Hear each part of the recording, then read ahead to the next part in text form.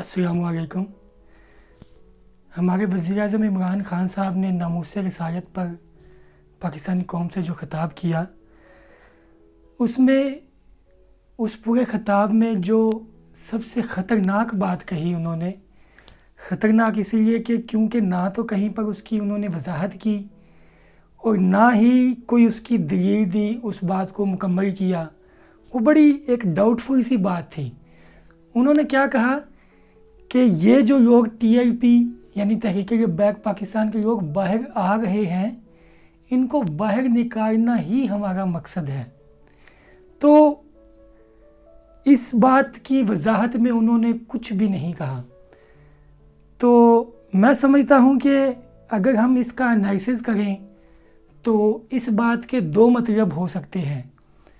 पहला मतलब जो हर शख्स समझता है, जो हमें हालात से नज़र भी आया, कि वो यही था कि इन लोगों को बाहर निकाला जाए और ताकि इनको गिरफ़्तार किया जाए। यानी जो भी हमें सिचुएशन नज़र आई कि हुकूमत का और तहरीक-ए-लिब्बैक पाकिस्तान का एक तसादम हुआ, तो एक मतलब यही बना कि ये लोग इनको बाहर निकालना ताकि इनको गिरफ़्तार किया जाए, शायद ये उनका मकसद था। दूसरा मकसद, यानी हम बात कर रहे हैं पॉसिबिलिटीज़ की, चूँकि उन्होंने वजाहत नहीं की इसलिए हम एनालिसिस कर रहे हैं। तो दूसरा मतलब उसका एक कॉम्प्लिकेटेड भी हो सकता है।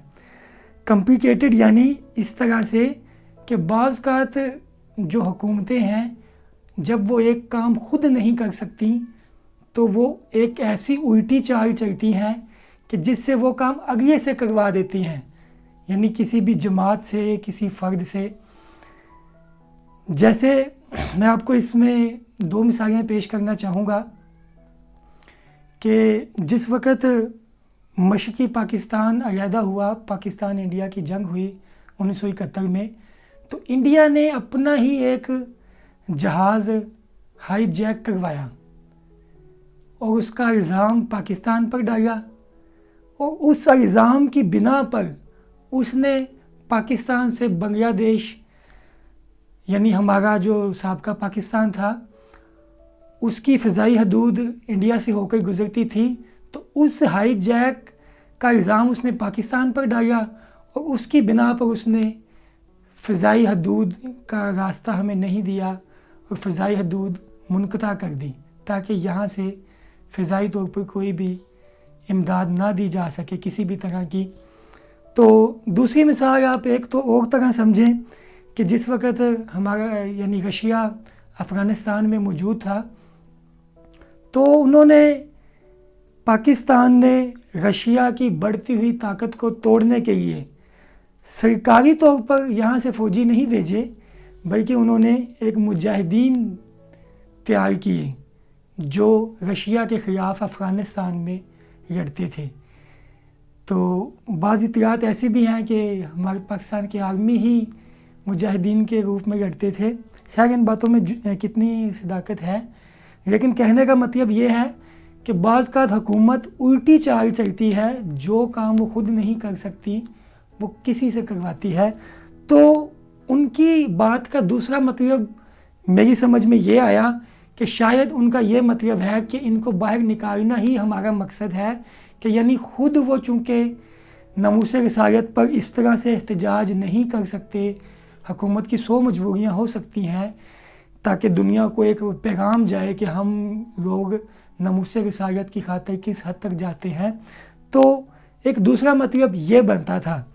तो अब इन दोनों पॉसिबिलिटीज़ का अगर एनालिसिस किया जाए कि हालात वाक़यात के हिसाब से उनका कौन सा मकसद हो सकता है, तो जब मैंने एनालिसिस किया तो इमरान ख़ान साहब ने जो वो तकरीर डिलीवर की, उस वक़्त उनके जो चेहरे के तासरात थे, जो अल्फाज थे, उनके लहजे की जो टून थी, और इन तीनों बातों के साथ और जो हालात हमारे मुल्क में पैदा हुए, तो उससे पहले वाला मतलब ही अख़ज़ किया जा सकता है जो मैंने पहले अर्ज़ किया कि उन्होंने कहा कि इनको बाहर निकालना ही हमारा मकसद है। यानी ये लोग अब बाहर निकलेंगे और इससे पता चलेगा कि कौन कौन लोग इस मौक़िफ़ के हामी हैं, تاکہ ان کو گرفتار کیا جائے یا کسی بھی طریقے سے کاؤنٹر کیا جائے۔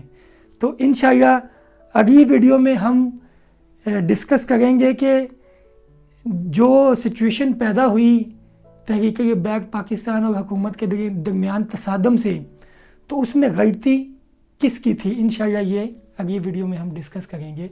تب تک کے لیے اجازت دیجیے، اللہ حافظ۔